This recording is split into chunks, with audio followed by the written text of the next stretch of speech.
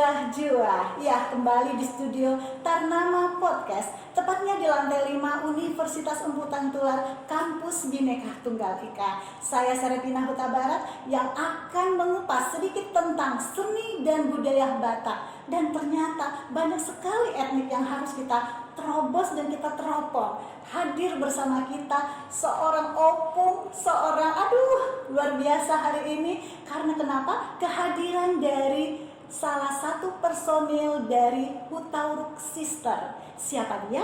Tentu ini adalah Bornok Hutauruk. Waduh, selamat datang di studio kami. Horas ya. Aduh, ini usianya 70 atau 30 ya? Kalau kata orang gak boleh nanyain umur, tapi aku dengan sukacita menyatakan karena aku adalah opung dari 3 cucu-cucuku. Jadi aku merasa umurku adalah umur yang indah. Di usiaku yang ke 70, aku tetap bisa seperti ini. Iya, cantik banget loh. 3 cucu, ya, 1 boru, waduh, luar biasa. Iya, dimana cucunya udah, yang paling gede usia berapa? Udah menuju 8 tahun Januari ini. 8 tahun. Yang paling kecil menuju 5 tahun. 8 tahun berarti udah menuju SD ya? Udah SD, udah dari kelas 2 menuju ke kelas 3. Iya. Jangan-jangan sudah ngikutin jejak opungnya ini ya? Seriosa, karena dunia jenis musik ini kan banyak sekali ya, ya. Haleluya. Gitu. Biasanya kan ada seperti itu ya. Terima kasih. Baik. Nah, gini nih Eda, hari ini kita akan sedikit memberikan informasi nih ya kepada pemirsa bahwa musik itu adalah bagian dari seni yang harus kita selami. Karena kenapa? Apalagi di budaya kita, di budaya orang Batak, tidak terlepas dengan seni suara, Betul sekali, Setuju nggak? betul banget. Setuju banget kan? Coba cerita nih Eda, apa nih perjalanan dari karir selama di dunia seni suara? Dengan sukacita saya menyatakan bahwa syukur saya diundang ke podcast ini karena saya sering sekali menjadi juri, misalnya di acara-acara kemahasiswaan. Nah, ibu-ibunya atau para dosennya semuanya ini kenalin Ibu Bornok, tapi yang lahirnya tahun 2000-an atau apaan kayaknya kurang mengenali aku. Iya dong. Iya dong, sesuai. Iya betul. Jadi dia aku sudah berkegiatan, berkiprah di dunia seni musik, mereka belum lahir. Iya. Jadi ya aku sukacita sekali menyatakan bahwa sampai saat ini pun aku tetap dipercayakan di dalam dunia musik. Jadi umur itu ketika di dunia musik ternyata juga it's just a number. Aduh. Jadi ketika umur 70 aku tetap berkarya. Iya, cantik banget ya. Di perjalanan Eda ini ya, Eda Bornok Hutauruk ini seringkali mengisi juri, pelatihan paduan suara di gereja, bahkan di pemerintahan swasta dan instansi-instansi ya. Banget. Nah, salah satunya apa nih yang membuat menginspirasi bahwa musik itu atau seni suara itu membawa ke dalam dirinya seorang Bornok Hutauruk? Mungkin ya, aku nggak tahu. Dari kecil juga ketika saya zaman dulu kan kita bisa naik mobil round-round gitu sama orang tua kita. Aku panggilnya mami sama bapak. Bapak nggak mau dipanggil papi. Nah, ketika kita jalan-jalan naik mobil itu kita di belakang nyetir dibawa mobil sama apa-apa, kita udah nyanyi apapun itu, tapi kita udah langsung pecah suara. Terus ketika saya sekolah minggu, saya sangat mengagumi guru-guru sekolah minggu. Ya mereka tuh nyanyinya bagus-bagus. Jadi saya masih ingat Sere manang perak hamorna onsude, kayak gitu-gitu segala macamnya. Aduh itu sangat rasuk. Iya benar, rasuk. Jadi mungkin itu termasuk yang menjadikan kita tetap bermusik sampai sekarang. Di usia saya yang masih muda belia, waktu saya masih SMP, saya sudah mengiringi paduan suara waktu itu di bawah pimpinan guru paduan suara Naposo ya. Saya belum Naposo, saya masih umur 13-an. Saya sudah mengiringi paduan suara NHKBP waktu itu di bawah pimpinan Profesor Dr. Sida Butar. Sida Butar. Ahli ginjal Iya, pada waktu itu. Mungkin karena dia juga bawaannya sangat lembut. Saya ngeliatin dia betapa dia alunan dia encourage paduan suara. Itu juga salah satu titik-titik yang membuat saya tidak bisa tidak ada di paduan suara, menyentuh sangat begitu. Tapi dengan sister saya, dengan saudara-saudara saya, kita berkiprah di dunia pop dengan lagu-lagu pop juga. Pop, ya. Jadi sebenarnya saya agak-agak sedikit lintas genre ya. Jadi saya juga karena basicnya saya klasik, karena saya kan belajar main piano dan saya menjadi guru musik untuk anak-anak sepanjang 22 tahun, bayangin dari tahun 78 sampai tahun sekian gitu saya masih mengajar di Yamaha Music Course, khusus musik anak-anak. Jadi ketika itu semua lagu kita welcome. Jadi ada lagunya yang sedikit pop, yang sedikit ngerok atau klasik, semuanya menjadi pengayaan buat diri saya. Betul sekali. Gitu. Waduh, ini pengalaman yang luar biasa ya buat kita semua. Tapi di sini kalau saya lihat di jejak rekamnya seorang Borno Hutahuruk, itu ada spesialnya, yaitu seriosahnya itu loh. Ya betul. Ya kan, seriosahnya. Karena apa ya, kita kalau berpaduan suara atau bernyanyi di gereja juga, misalnya zaman sekarang misalnya nyanyinya lagu yang ketika dulu kita di paduan suara, itu suaranya memang harus dan sebagainya gitu. Jadi saya pikir ya udah, saya juga mengambil mengambil kursus vokal sempat gitu ya? Sempat dong. Jadi saya punya punya guru-guru, semua guru saya bagus-bagus. Saya menggali ilmu dari mulai di paduan suara dengan Pak E.L. Pohan, itu bertahun-tahun dengan tulang, saya panggilnya tulang nortir, si Manungkalit, kemudian ada Binsar Sitompul juga, itu saya pernah dipimpin, kemudian di dalam private singing saya mendapatkan arahan dari guru-guru vokal saya. Ada Ibu Catherine Lemena. Ibu Catherine Lemena tuh masih cool banget, masih keren juga sampai sekarang usia 80 tahun. Iya.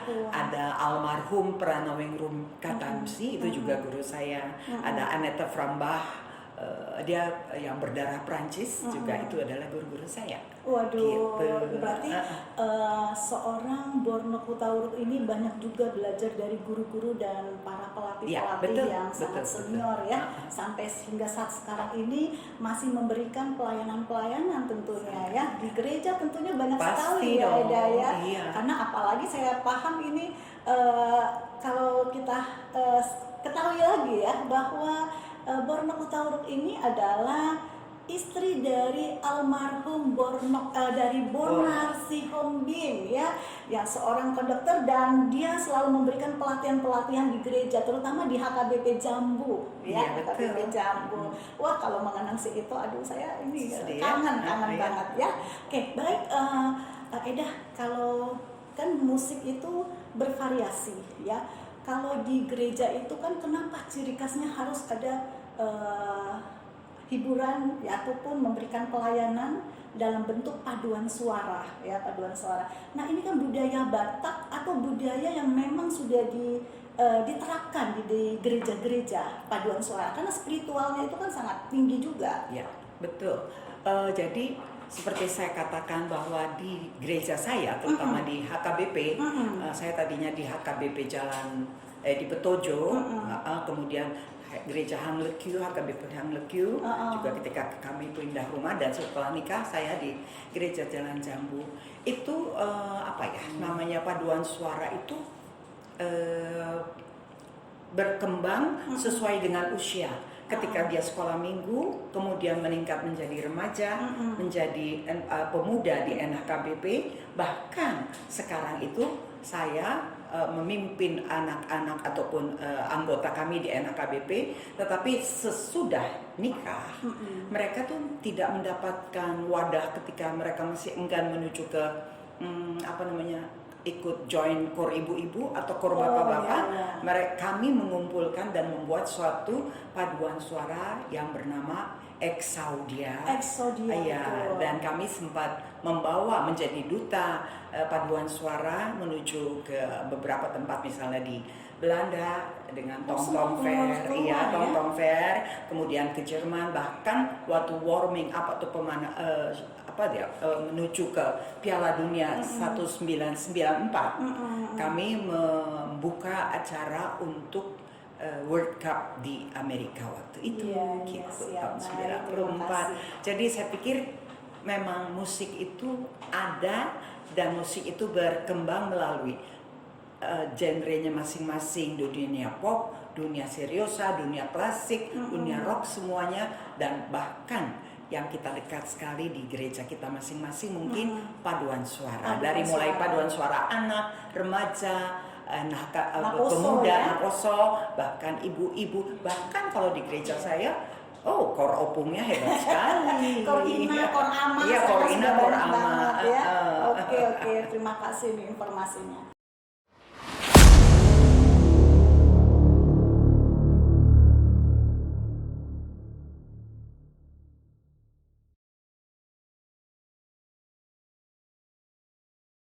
Ya, aduh, ini pengalaman Bornok Buta Huruf ini sangat luar biasa dan menyentuh hati saya loh ya. Dulu saya tuh seneng banget nyanyi gitu ya.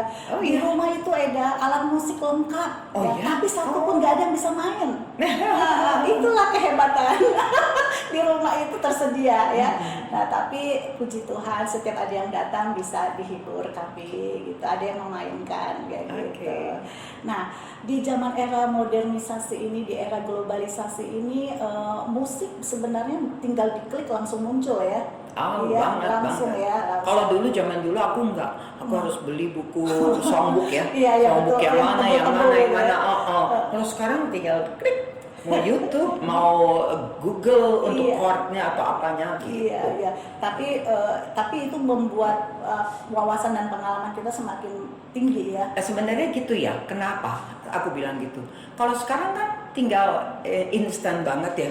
Aku langsung lihat chordnya untuk mengiringi musik lagu ini dan itu. Tapi kalau dulu harus ulik-ulik sendiri. Dan kalau dulu tuh kan pakai kaset ya, jadi pakai atau pakai CD sesudah itu kan. Tapi kan agak, kalau sekarang kan nggak, tinggal pause, nulis. Dulu kan pakai yang puter itu ya, pita gitu ya. Sekarang sih enggak ya. Sekarang tinggal klik langsung muncul dan kita dengarkan tiap saat gitu ya. Tapi ya jadi agak manja. Jadi kadang-kadang aku memang selalu, kalau apalagi aku mengajar ya, mengajar itu jadi aku sebut itu sebenarnya mengajar dan belajar. Karena apa? Ketika saya harus textbook gitu, ngelihat chord-chord untuk mengiring gitu, tapi kan kadang-kadang jadinya pengen ngafal juga gitu. Jadi kita tetap keep belajar jadinya gitu loh. Karena enak kan udah disuguhin di Google dari sini misalnya chord ini ke sini, tapi ketika kita ngiringin kan kita harus ngajarin murid, harus eye contact juga sama murid. Nah, mau nggak mau kita harus agak hafal juga. Di rumah ada kegiatan aku ngajar ya? Barusan ini aku baru selesai ngajar. Itu setiap hari atau gimana? Enggak juga. Kalau sekarang aku punya murid dibatasi ya, karena sejak pandemi aku kayaknya muridku rata-rata 10-12 gitulah orang. Kalau dulu sih banyak sekali ya sebelum pandemi. Karena aku dulu kan ngajarnya di studio di atas di rumahku gitu. Tapi sekarang kalau itu udah di bawah nggak mau kembali ke atas, soalnya ya banyak lah. AC-nya udah lama nggak di. Berapa tahun kita kena pandemi ya? Iya betul. Dari 2019 ya? No, 2020 Oh, kan. 2020 Iya, 2019. No, 2020 ya. Iya, gitu. Tapi aku sempat sih ngajar pakai face shield. Jadi kalau ngajar dianya muridku pakai face shield, aku juga pakai face shield. Berarti semangatnya masih ada. Iya, habis murid-muridnya juga kesian kan. Itu penyalurannya kemana nih kalau misalnya seperti itu?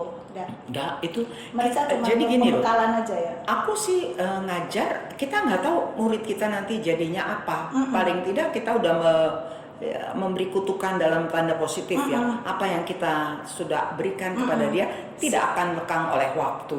Jadi zaman dulu saya ngajar, misalnya katakanlah, ini bukannya itu ya, Agnes Monica itu dulu murid saya. Jadi saya pikir apa yang saya kasih sama dianya itu menjadi titik-titik yang menjadikan dia seperti sekarang. Kayak misalnya murid aku Tasya yang nyanyi Aku adalah anak gembala, itu juga murid saya. Bahkan ketika dianya harus merekam lagu rohani Islam, saya juga yang mengajarkan. Gitu. Juga misalnya murid saya ada siapa? Alicia Suwondono ataupun Andin, itu murid saya juga. Andin ya? Iya, Andin yang jazz sekarang ya. Banyak mencetak para penyanyi ya, si Eda ya. Da, di gereja ini kan komunitas dari para remaja atau Naposo ini kan membentuk vokal group dan paduan suara yang sering latihan setiap hari Sabtu, hari Kamis, dan hari lainnya. Nah, menurut pandangan Eda, sebenarnya itu bisa menjaga sosialisasi atau menjaga keharmonisan untuk membangun gereja itu lebih bagus? Pastinya ya. Aku punya pengalaman ya. Jadi mungkin tidak secara teori, tetapi aku punya pengalaman. Misalnya murid-murid kami di NHKBP, aku dan suamiku almarhum Bonar Siombi, itu mengajarkan paduan suara dari mulai dianya NHKBP. Dia masuk NHKBP, join dengan NHKBP yang dipimpin kami di gereja HKBP Jalan Jambu. Dia masih SMA. You know what? Sekarang itu anak yang SMA itu, yang nakal-nakal itu, sekarang sudah menjadi pentolan-pentolan yang merekrut juga anggota-anggota yang lebih muda di paduan suara Korama. Korama HKBP Menteng itu menjuarai beberapa kali di internasional, di dunia internasional. Mungkin itu menjadi pengalaman-pengalaman spiritual buat mereka, sehingga mereka, bahkan saya juga, saya membawa boru saya ketika pandemi hampir berakhir, saya itu namanya ngejorokin lah ya. Kan boruku kan udah ibu-ibu ya. Tapi dia belum mau sebenarnya untuk ikut paduan suara ibu-ibu. Tapi akunya itu terdorong itu, aku kayaknya kepingin deh. Ini masih live streaming ya, masih paduan suara ibu-ibunya masih direkam, kita melalui Zoom atau apa segala macam. Aku sesudah pandemi berakhir, Bella, boruku, ikut sekarang ke paduan suara ibu-ibu. Sekarang Bella suaranya keren banget. Iya, tapi maksudnya itulah jalannya, segala sesuatu itu ternyata bisa dijadikan pagar untuk kita ketika kita bernyanyi bersama-sama di paduan suara, apakah itu di gereja atau di tempat yang lain, itu satu padu kita itu sebenarnya juga menjaga agar kita menjaga emosi kita. Kalau ada suara di sebelah kita fals bagaimana? Kita kan juga bahkan harus membawa dia untuk bernyanyi lebih baik. Saya pikir itu juga sesuatu yang sangat menunjang spirit kita untuk memadukan segala sesuatu rasa yang ada di dalam diri kita. Ya. Nah, tadi berbicara tentang spiritual ya, spiritual. Artinya jemaat yang mengikuti ataupun yang paling tidak belajar paduan suara di gereja, lirik-lirik yang ada di dalam lagu-lagu rohani itu akan membuat kita semakin dekat, dan saya merasakan itu loh. Betul itu. Saya merasakan. Kan ada satu lagu ya, itu karangan siapa ya? Oh kidung yang indah, kau luputkan aku dari sebuah dosaku. Itu betul loh. Iya, betul. Kenyataan ya. Ketika kita menyanyikan lagu-lagu yang berbau berkat, masa kita juga tega memberikan kutukan di dalam kehidupan kita. Juga ketika kita mendengar lantunan lagu bahwa mampirlah dengar doaku, masa kita nggak tersentuh? Gitu. Iya.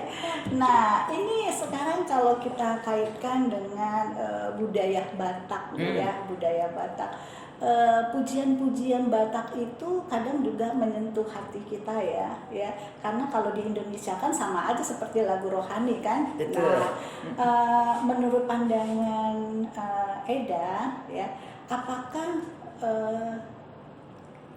lirik dalam lagu Batak ini bisa dijadikan teropong buat orang-orang yang mungkin putus asa, ya kan? Atau mungkin dia tidak kuat iman atau dan segala macamnya. Karena kadang-kadang kalau lagu Batak itu yang bisa jreng terus kan, tapi kalau mau nangis beneran gitu loh. Sangat betul. Iya. Apalagi lagunya Buru Pangguaran itu lagu Batak itu kan. Gitu. Iya. Nah, sekarang menurut pandangan Eda gimana? Betul, kita bisa menyatakan rasa kita melalui lagu. Nah, kayak gitulah.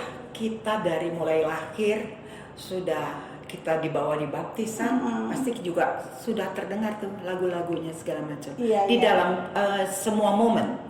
Ketika momen suka, cita, ketika kita diberkati, ketika kita ulang tahun, kita bawa dengan bernyanyi.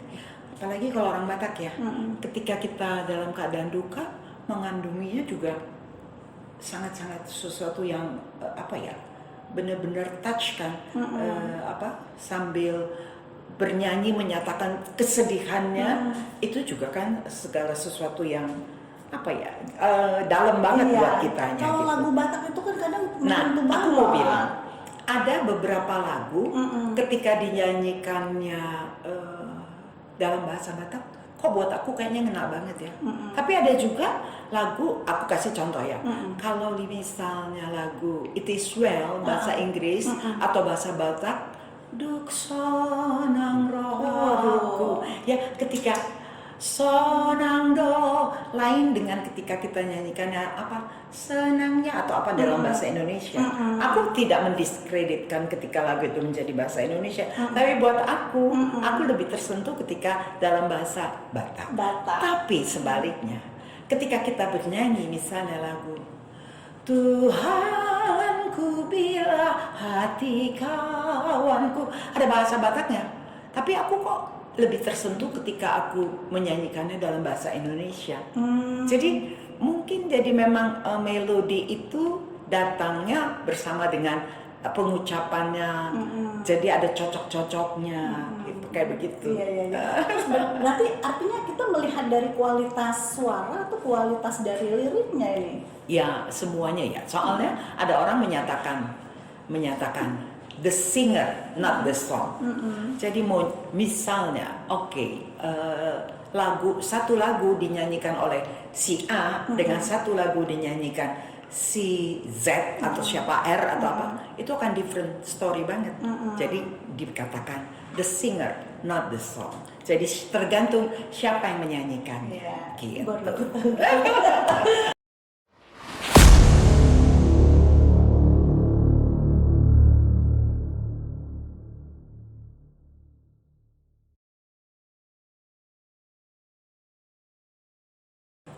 Ya, baik.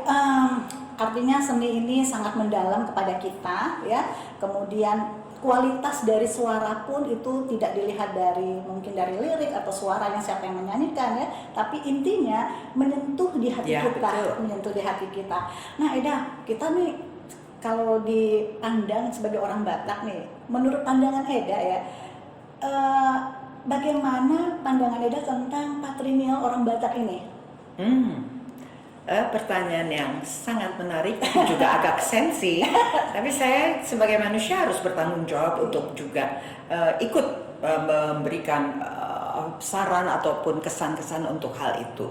Saya boleh cerita sedikit. Mami saya sebutnya mami, ibu saya adalah cuman dilahirkan dengan two sisters. Jadi mereka mempunyai, jadi gini loh, ketika mami nikah, jadi ada beberapa suara juga, aduh nanti anak-anaknya nggak punya tulang karena mereka cuma berdua, mami saya dan anak tua saya, sisters.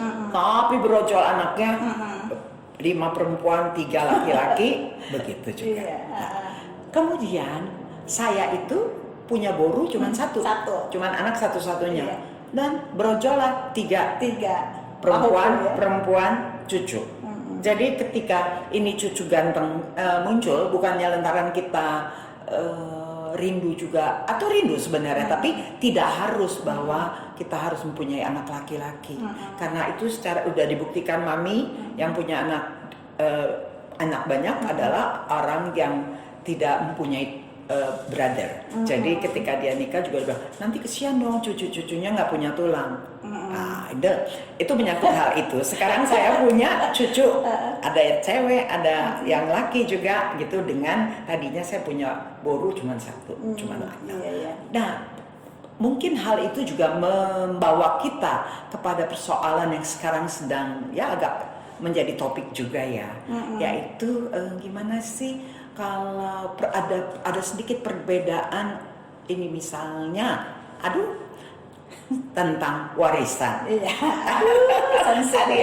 Aku tadi baca di FB ada yang menyoal tentang itu juga. Oke, good, nggak apa-apa. Enak juga kalau itu menjadi sesuatu hal yang boleh tidak tabu untuk dinyatakan. Iya, betul. Aku punya pengalaman ketika mami meninggal tahun 2006 atau 2007 gitu.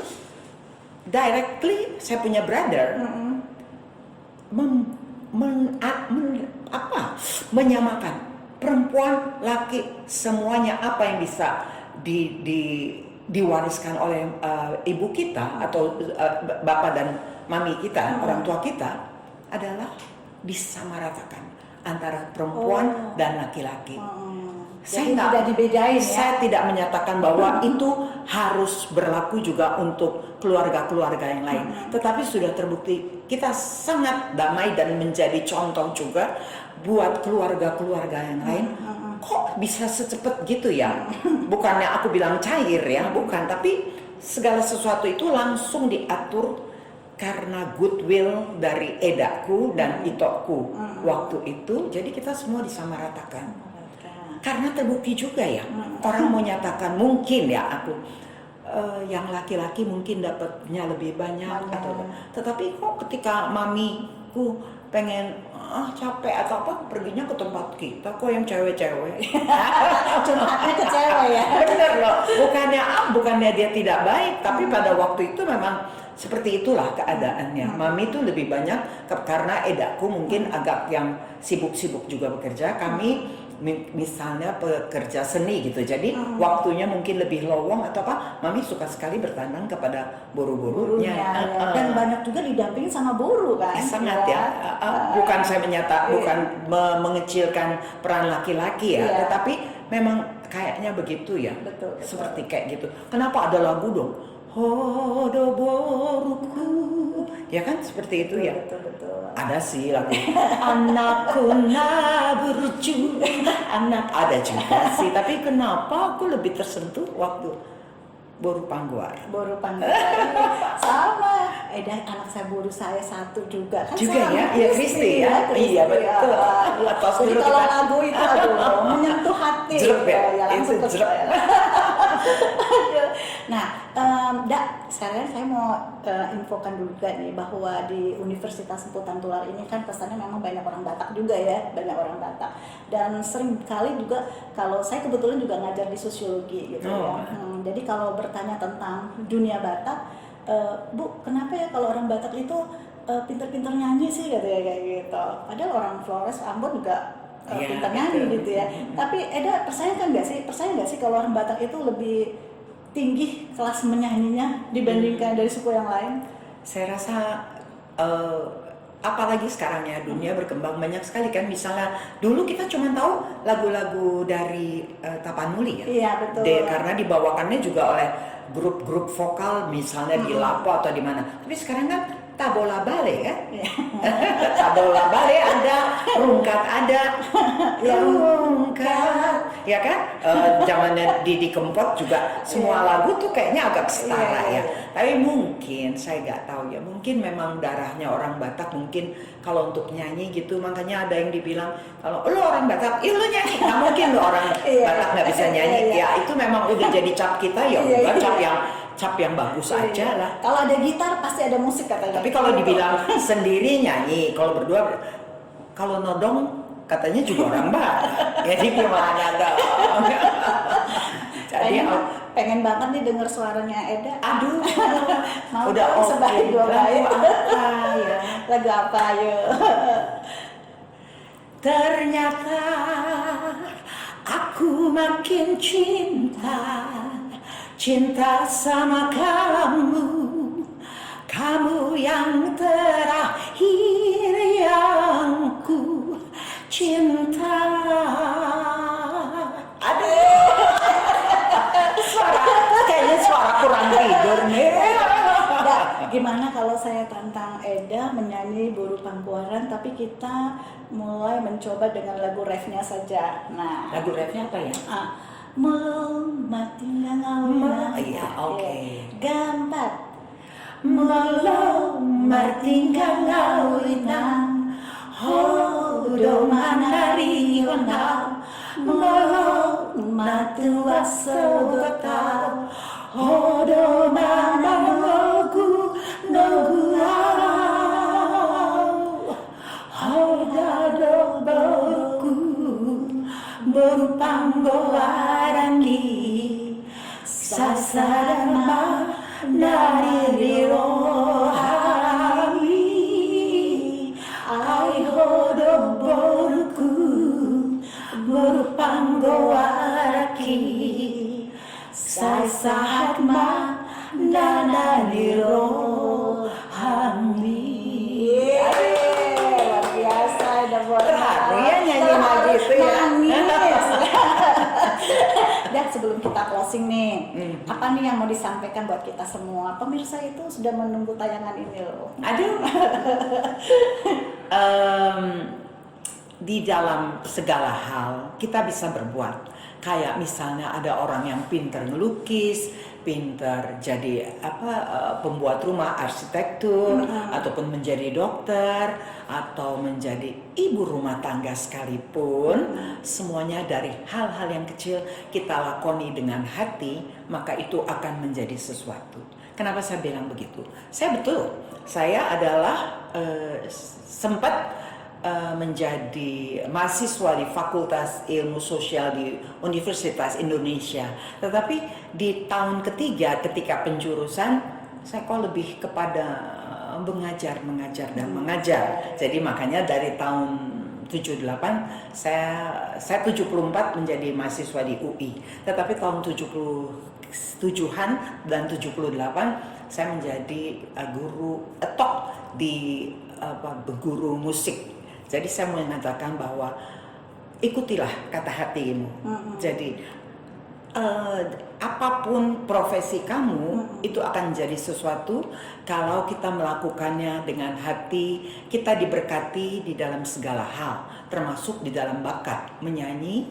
Jadi saya juga mau memberkati orang melalui berkat yang telah ada di dalam diri kita sendiri. Jadi apapun itu kita lakukan, Tuhan menginginkan kita menekuni segala sesuatu dengan meminta pertolongan darinya senantiasa, dari hal-hal yang kecil menjadi hal-hal yang besar. Jadi kalau ada satu talentamu jangan dikubur, tetapi harus dieksplor ketika itu menjadi sesuatu. Waduh, baik, terima kasih Eda Borno Hutauruk yang sudah hadir bersama kita.